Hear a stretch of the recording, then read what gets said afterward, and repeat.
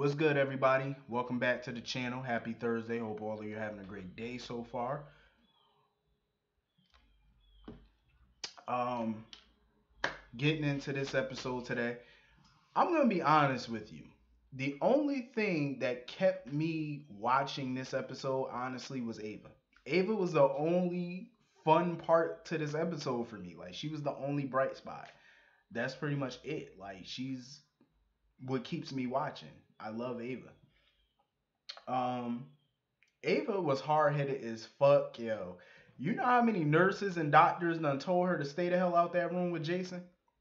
I'm gonna be real with you. I'm calling him Jason because, in my opinion, he is fucking Jason. There's no way in the world Steve Burton came back to the show. Mind you, Steve Burton said recently in an interview, him coming back is long term. So this is not a short stint. So if he's coming back long term, he's definitely Jason. Definitely, hands down, he's Jason. Um, so for right now, I'm calling Billy Miller until I know what character he playing, because he's definitely not gonna be playing Jason for too much longer. I'm definitely calling him Billy Miller till we find out what character Billy Miller playing. I'm calling him Billy Miller. Um. So anyway, yeah, the doctors and nurses keep telling Ava to stay the hell out that room and stay away from Jason. She refuses to listen. And then the nurse comes in there and gives Jason a whole vial of horse tranquilizers. I was looking, I said, bitch, are you crazy? Because when she said Special K, and I've heard of, those type of drugs, and they're, horse, they're for horses, horse tranquilizers and stuff. And they gave him a whole vial. Like, I'm like, are you crazy? That's enough to kill a normal human. But we all know Jason ain't a normal human being. So he could take that shit. And Ava basically, figured out that Jason was playing along with the shit. Jason is sitting there acting like he doesn't know what's going on around him, but the way he moving his eyes and his head and he trying to get out that chair, he know what's going on around him. He has all his mental faculties. He knows exactly what he's doing. He might not know who Ava Jerome is, and I'm pretty sure he doesn't. But he knows where he is, and he probably know why he's there. I feel like this storyline is going to be confusing because how are they going to recon all of this?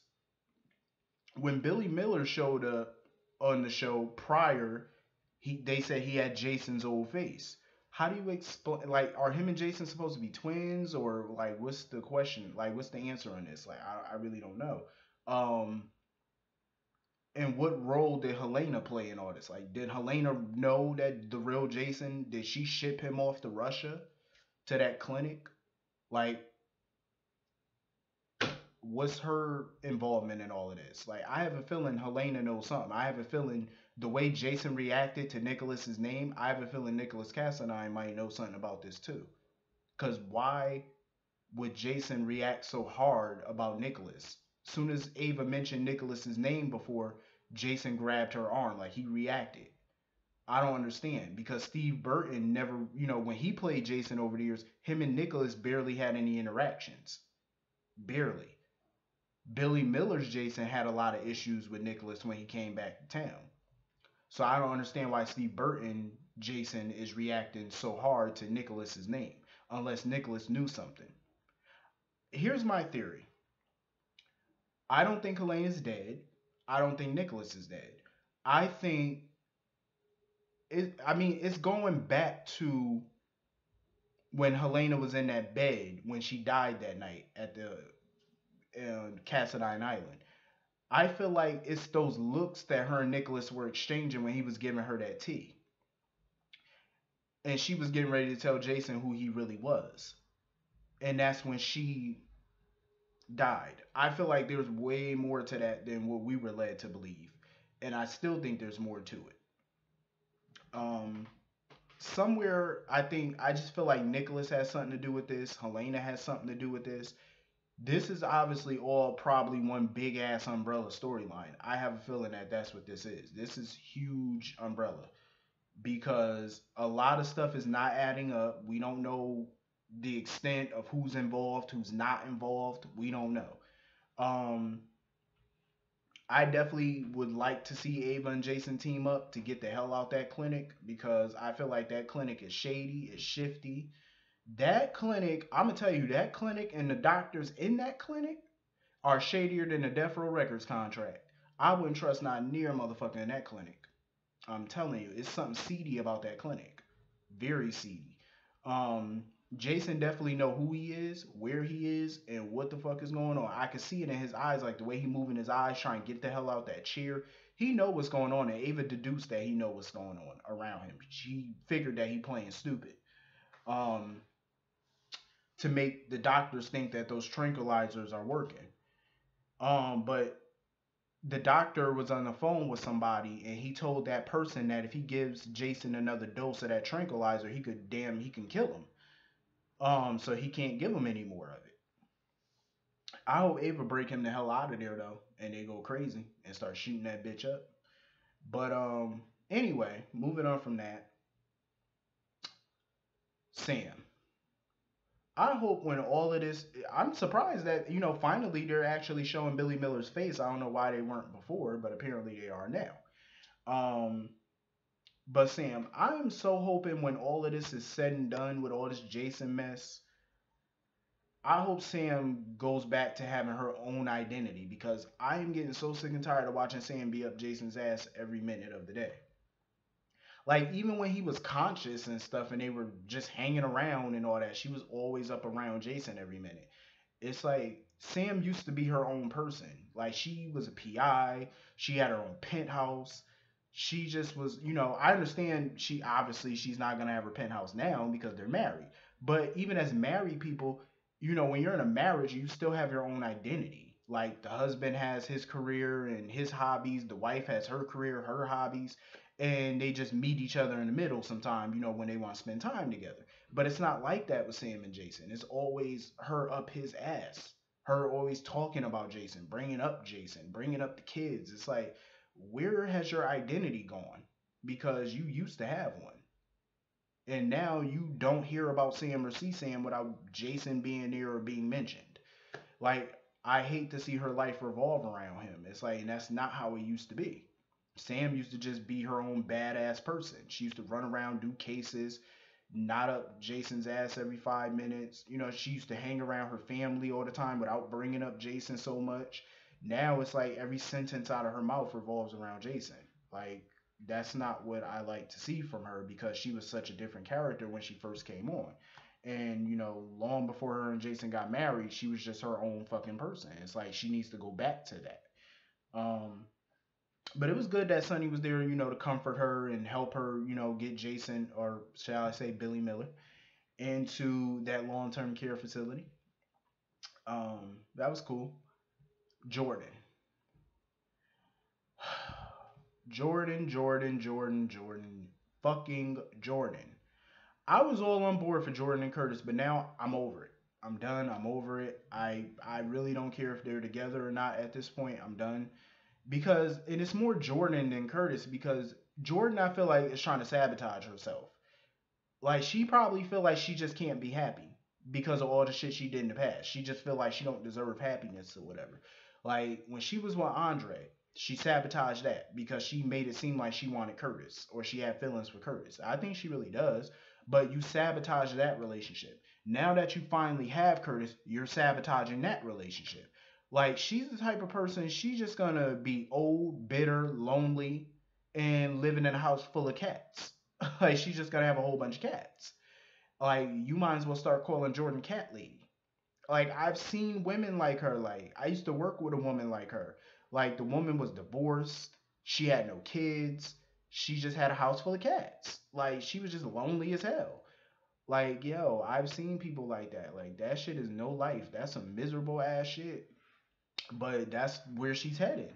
But the difference with her is at least, Jordan has a son, but it's like he's grown now. So, and he doesn't live with her. So, you know, she needs to stop sabotaging this relationship. I understand where she's coming from in terms of him being associated with Sonny. I get it. It's not good for her to date somebody who's associated with the Corinthos organization. I get that. But then you keep bringing up Aunt Stella. You keep just bringing up any excuse not to be with Curtis, and it's getting annoying. And I'm glad TJ called her out. But at the same time, it's like, she doesn't even know the full extent of Curtis's working relationship with Sonny. And TJ reminded her, Curtis is a PI. He's a private investigator. It comes with the job. And as a PI, you work with a lot of different people. You're freelance. You can work with the cops. You can work with criminals. That's what you do to make your money.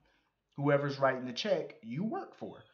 But it's not like he's doing anything like murder and stuff like that. He basically told Sonny point blank, if you need me to tell somebody or get information for you, let me know. He never said, oh, if you need me to blow up somebody's car or shoot somebody, nothing of that nature. And he called Sonny and made that clear to him.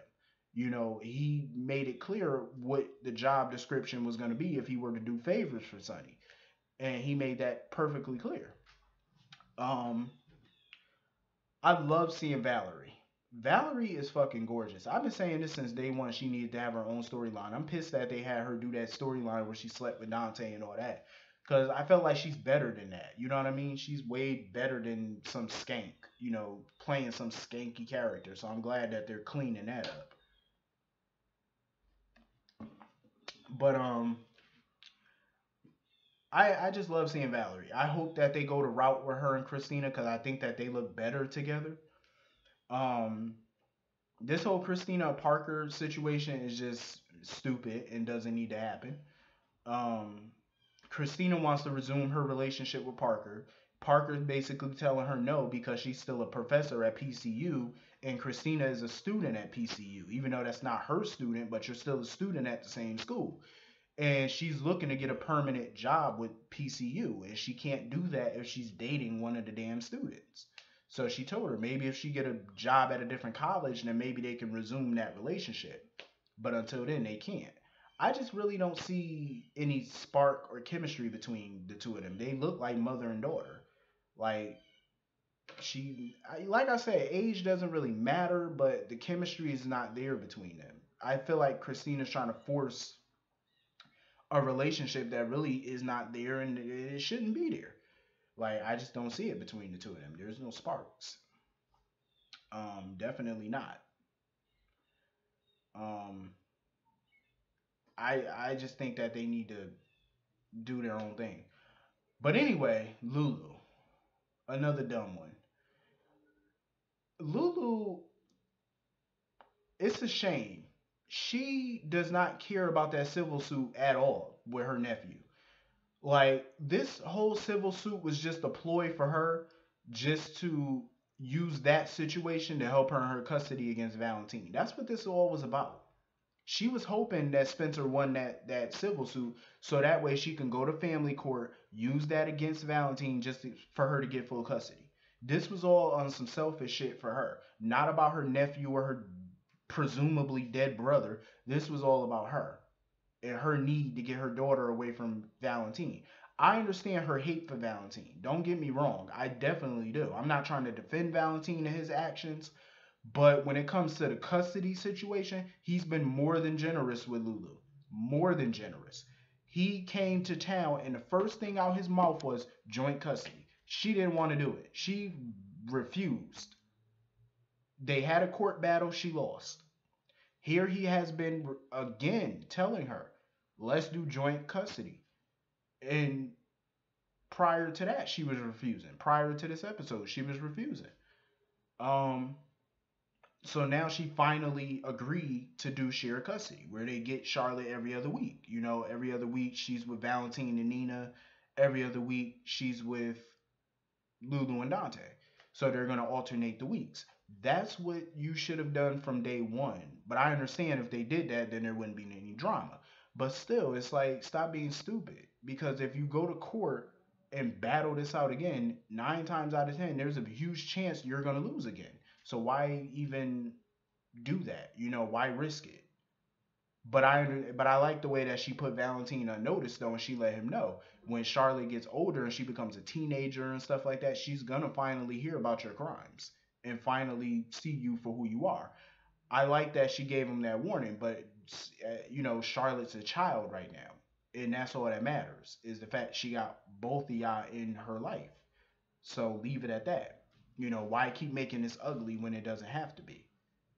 Um, But anyway, this was a decent episode. Like I said, the only person I really cared about in this episode was Ava. That's the only person. But anyway, hit that comment button. Let me know what you thought about today's episode. Hit that like button, hit that subscribe button, and I will see you all later. Have a great day.